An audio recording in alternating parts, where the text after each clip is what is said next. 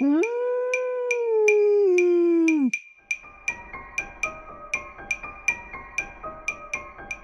Êtes-vous prêt à voyager des frontières de vos peurs aux limites de vos rêves, à rencontrer des mythes et des légendes, des diables et des anges, à vous laisser conduire sur les chemins de l'étrange? Arcanum Fabulas. Saison 8.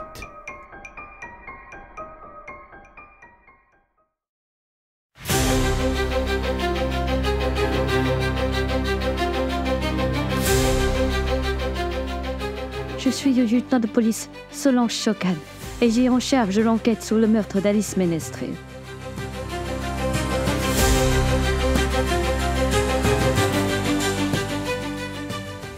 Au départ, tout pouvait sembler simple et limpide. Mais comment résoudre un meurtre qui se répète plusieurs fois?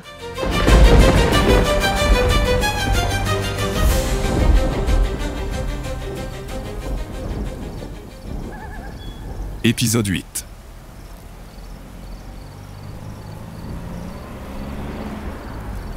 Il faisait sombre dans la forêt lorsque la voiture s'immobilisa sur le petit chemin de terre qui se terminait là sans avoir atteint aucun but ni aucune destination. Le conducteur coupa le moteur, mais laissa ses phares allumés et ne descendit pas du véhicule. Apparemment, il était seul à l'intérieur, mais difficile d'en avoir la certitude. Un hibou poussa un cri, un courant d'air fit trembler les branches et 30 secondes s'écoulèrent sans autre trouble.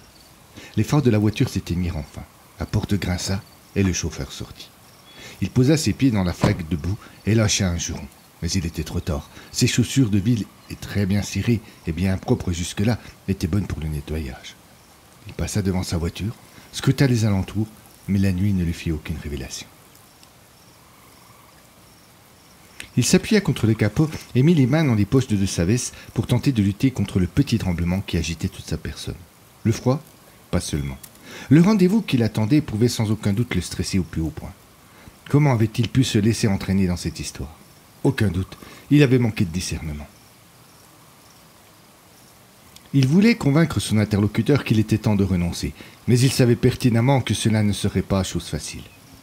Ce dernier arriva comme un fantôme. Il sortit de la forêt sans le moindre bruit et glissa littéralement jusqu'à la voiture.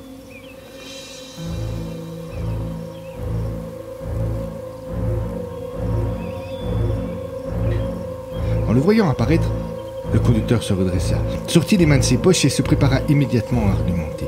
Mais le nouveau venu ne lui laissa pas le temps de prendre la parole, et d'une voix grave sur un ton ferme, il demanda « Pourquoi vouliez-vous me voir ?» Le chauffeur, pris au dépourvu, chercha un court instant ses mots. Il était visiblement impressionné.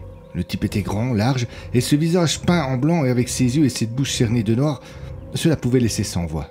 « C'est elle que je veux voir. C'est elle, pas vous. » Le visiteur eut un grand sourire. Il paraissait tout à la fois agacé et amusé par l'attitude du chauffeur. « Vous n'avez pas compris qu'elle n'est pas à votre service?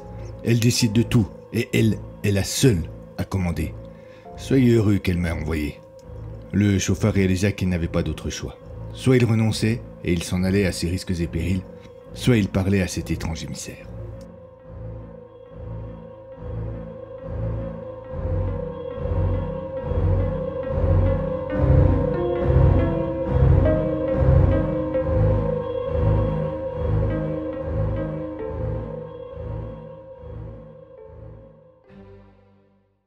Solange Chocan était contrariée.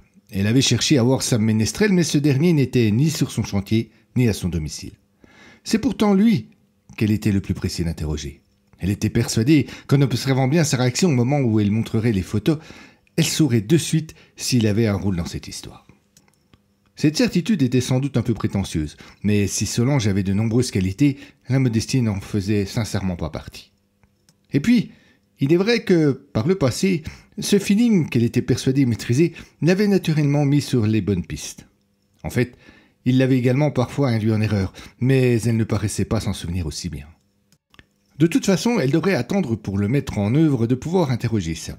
D'ici là, elle s'était rendue à la ferme des Rois, bien décidée à recueillir l'avis de madame. La nuit était tombée lorsqu'elle arriva sur place. Elle vit des lumières s'échapper des fenêtres et sut ainsi que les Rois étaient toujours là et qu'ils n'avaient pas regagné leur résidence principale. Elle en fut soulagée. Cela lui simplifiait grandement la tâche. Elle frappa à la porte, C'est madame qui vint ouvrir. Immédiatement, le lieutenant sentit le malaise. Mon mari est absent. Déclara la jeune femme après avoir tout juste consenti une formule de politesse. Ce n'est pas grave. Répondit Socan. C'est vous que je veux voir. Puis-je entrer? Aurore Roy hésita, mais comprit rapidement qu'elle n'avait guère le choix. Elle s'écarta donc et invita la policière à entrer. Solange apprécia de retrouver un peu de chaleur. Il faisait froid dehors, et la ferme était toujours aussi accueillante. Aurore s'excusa, passa devant elle et l'invita à la suivre jusqu'au salon. Les deux femmes s'installèrent l'une en face de l'autre, et immédiatement, Aurore invita son hôte à lui faire part des raisons qui motivaient cette visite. J'espère que vous allez mieux que la dernière fois. Commença le lieutenant en préambule. Oui, je vous remercie. Je m'excuse d'ailleurs pour mon comportement. Je ne suis pas très en forme en ce moment. Ne vous en faites pas. Solange se cala au fond du siège et prit un instant pour chercher ses mots. Elle craignait de mettre son interlocutrice mal à l'aise. Elle précéda donc son propos de plusieurs précautions oratoires. Je ne voudrais pas que vous pensiez que je suis trop curieuse, mais j'ai eu l'impression que, entre votre mari et vous, il y avait une réelle tension autour de cet événement. Vous voulez parler de l'homme grimé? Juste là. Aurore soupira et se frotta le visage. J'ai l'impression qu'il ne m'a jamais cru. Il est persuadé que j'ai halluciné. Mais pourquoi vous avez des antécédents? Madame Roy baissa la tête et ne répondit pas. Solange s'excusa. Non, c'est moi. Reprit la maîtresse des lieux. Je suis désolé. De mauvais souvenirs qui reviennent. Disons que j'ai eu une période difficile pendant laquelle j'avais peut-être tendance à consommer trop de médicaments. Mais je n'ai jamais vraiment eu d'hallucination. Je vois. Alors, pourquoi votre mari a-t-il pensé cela? Aurore haussa les épaules et répondit timidement qu'elle n'en savait rien, mais que malgré tout cela... Elle hésita. Malgré tout cela, elle était certaine de ce qu'elle avait vu. Solange ne s'expliquait pas les réticences du mari. À sa place, elle aurait été plus inquiète que suspicieuse. Elle décida de ne pas insister sur ce point et passa à l'autre question qui l'avait conduite à revenir ici. Si vous me le permettez, j'aimerais vous montrer une photo pour que vous puissiez me dire si vous reconnaissez la personne dessus. Sans laisser le temps à Madame Roy de répondre, Socan sortit la photo de sa poche et l'exhiba sous le regard d'Aurore. Cette dernière resta un court instant interdite, puis attrapa le cliché et l'examina avec plus d'attention. Le maquillage est presque le même que celui de l'homme que j'ai vu ici, mais les couleurs sont inversées. Oui, mais les traits du visage, était-ce le même homme? Aurore soupira de nouveau et prit quelques secondes supplémentaires pour bien observer la photo. Je suis navré, je n'en ai pas la moindre idée.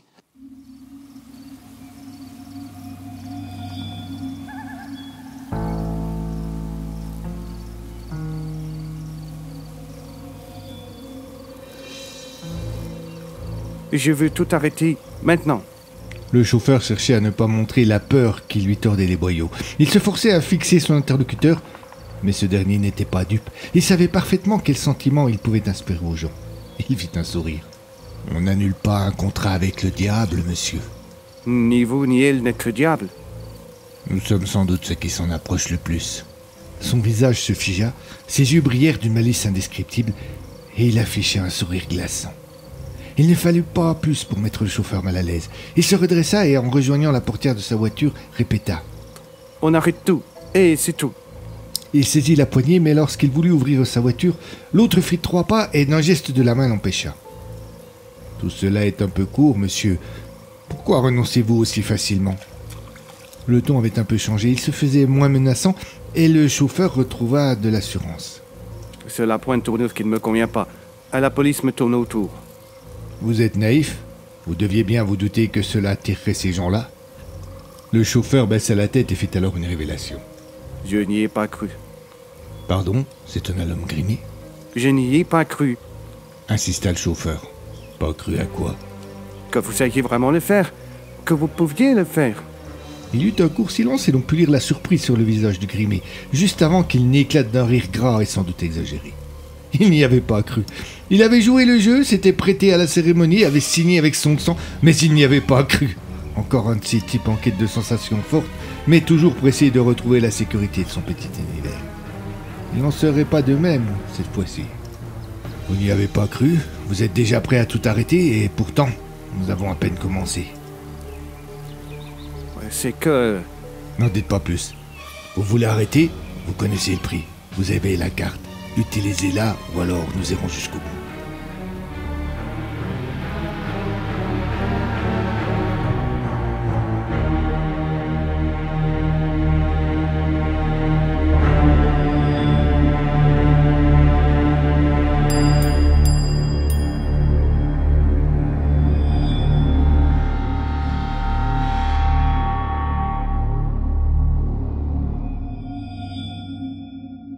Solange acquiesça, mais eut de la peine à cacher sa déception. Aurore dut s'en rendre compte car elle s'excusa de nouveau. Le lieutenant de police la rassura. Ne vous en faites pas, cela valait le coup d'essayer. De toute façon, je dois bien vous avouer que, malgré votre réponse, je ne doute pas qu'il y ait un lien entre ce personnage, Elle désigna la photo qui était restée sur la table basse du doigt. celui que vous avez vu, et celui qui surveillait Alice Ménestrel. Alice Ménestrel? C'est la jeune femme dont on a retrouvé le corps dans notre grange? C'est cela même. C'est bizarre, ce nom me dit quelque chose. Une lueur d'espoir y apparut sur le visage de Chocan. Peut-être allait-elle pouvoir établir un lien entre les deux cas et avancer dans son enquête par un biais inattendu. Madame Roy se mit à réfléchir. Malheureusement, elle ne semblait pas à trouver. Solange essaya de l'aiguiller. Dans le cadre de votre travail? Aurore explora cette piste en silence, mais elle dut se résoudre à s'en écarter. Non, ce n'est pas là que j'ai vu ce nom. La jeune femme se leva et fit quelques pas dans la pièce en répétant Ménestrel à plusieurs reprises. Solange la suivait du regard en laissant grandir son espoir de manière déraisonnable. Et puis, d'un seul coup, Aurore tapa dans ses mains. « Ça y est, Dit-elle en souriant. je me souviens. Ne bougez pas, je reviens. » Elle sortit de la pièce et Socan l'entendit monter à l'étage. Puis il y eut un moment de silence et elle revint avec un album photo. « Voilà. Dit-elle. Il y a 2 ans, avec mon époux, nous avons participé à un tournoi de tennis en Normandie. Un truc dans le cadre de son travail. Je ne sais plus exactement. Les équipes étaient mixtes, souvent le mari et la femme. C'était sur 2 jours et le soir, il y avait un gala. Nous nous sommes retrouvés à une table avec 2 autres équipes. Mais dans l'une d'elles, il y avait une certaine Alice Ménestrel. Son partenaire, c'était Sam Ménestrel? Non, c'était... Je me souviens plus. Ménestrel, je m'en rappelle parce que cela m'a marqué. Mais le type était pas super agréable. Je suis certaine que j'ai une photo de la soirée. Elle tourna les pages de son album et finit par s'arrêter sur l'une d'elles. Voilà, c'est eux. Dit-elle en désignant une photo prise lors d'un repas dans ce qui semblait être un grand restaurant. Dessus, Marc Giraud et Alice Ménestrel tout sourire.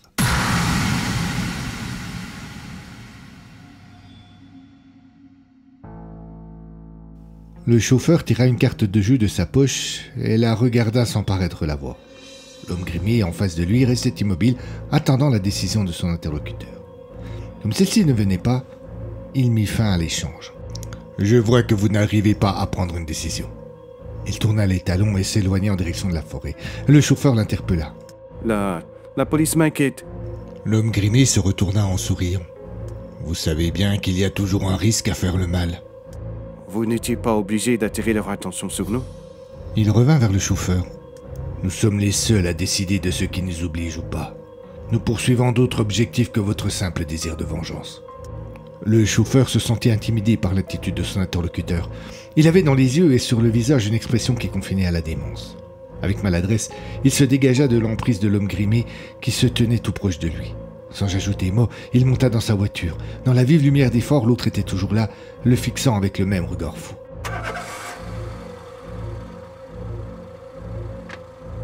Il enclencha la marche arrière.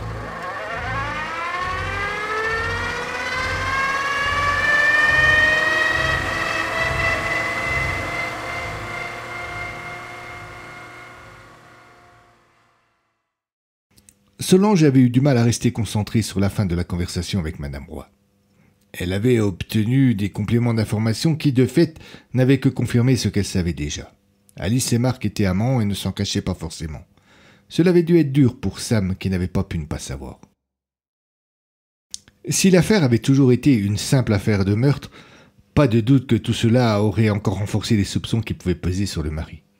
Mais à ce stade, Ce n'était plus la recherche du coupable qui motivait en premier lieu le lieutenant Sokan. Ce qu'elle voulait absolument comprendre, c'était comment une victime pouvait mourir plusieurs fois et de causes différentes. Pas de doute, les hommes grimés étaient au moins une partie de l'explication. Alice les avait croisés, Aurore également. Grâce à l'échange qu'elle venait d'avoir, pour la première fois, Solange avait trouvé un lien entre les deux femmes.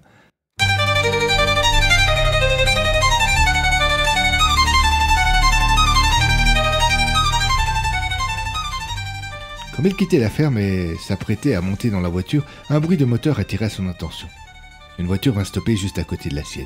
Elle reconnut M. Roy au volant. Quand ce dernier la vit, il parut surpris et aussitôt son visage se ferma. Il cachait mal son agacement lorsque, une fois descendu de la voiture, il demanda à Solange, sans prendre la peine de la saluer, ce qu'elle faisait ici. Celle-ci resta évasive. Je voulais juste poser quelques questions à votre femme pour compléter mon enquête. Je vous ai dit qu'elle était fragile, qu'elle ne devait pas être soumise au stress. Et j'y ai fait très attention, monsieur Roy, je vous assure. Mais je vous rappelle que l'on a trouvé un cadavre dans votre grange. Ce n'est pas une petite affaire. Le mari d'Aurore s'agaça encore davantage. Il monta d'un ton. Je vous ai dit tout ce que vous aviez à savoir. Elle ne pouvait rien vous dire de plus. Mais vous, monsieur Roy, vous n'avez pas vu l'homme grimé? Répondit la policière sur un ton des plus calmes. Ce sont des balivernes, je vous l'ai dit, elle n'était pas dans son état normal. C'est à moi d'en décider, monsieur Roy, et pas à vous. Solange ouvrit la porte de sa voiture, bien décidée par ce geste à montrer que la conversation était terminée. Mais Roger Roy ne l'entendit pas de cette oreille. Il se sentit insulté, et pour montrer que cela ne se passerait pas comme cela, il se porta à hauteur de Sokan et bloqua la portière avec sa main avant qu'elle ne soit suffisamment ouverte pour que Solange puisse monter. Ce n'est pas parce que vous êtes de la police que vous avez tous les droits, lieutenant. Je tiens à veiller à la santé de ma femme. Je vous conseille, monsieur Roy, d'enlever votre main le plus vite possible. Votre insigne ne me fait pas peur. Il ne s'agit pas de cela. Elle recula d'un pas, ferma la portière de son véhicule, et pour bien montrer qu'elle n'avait pas peur du bonhomme malgré son attitude sûre de lui, elle vint tout proche. Elle était à peine plus petite, mais la détermination dans son regard comblait largement les centimètres qui lui faisaient défaut. Que je sois flic ou pas, je n'ai pas à subir vos intimidations. Je ne suis pas certaine que vous auriez la même attitude avec mon collègue, le major Simon. Détrompez-vous, je serai dans la même colère. Répondit Roger avec toutefois un peu moins d'assurance. Alors, c'est bien ce que je pensais. Elle termina sa phrase par un sourire, n'ajouta rien d'autre et ouvrit de nouveau la porte de sa voiture. Roy avait reculé et ne la bloquait plus. Plongé dans sa réflexion, il manqua de laisser partir le lieutenant sans avoir demandé. Comment cela, c'est bien ce que vous pensiez? Vous avez quelque chose à vous reprocher. Conclut Solange en refermant sa portière et en démarrant son véhicule. Roger Roy ne le vit pas, mais la jeune femme avait un grand sourire qui prouvait qu'elle était fière de son petit effet.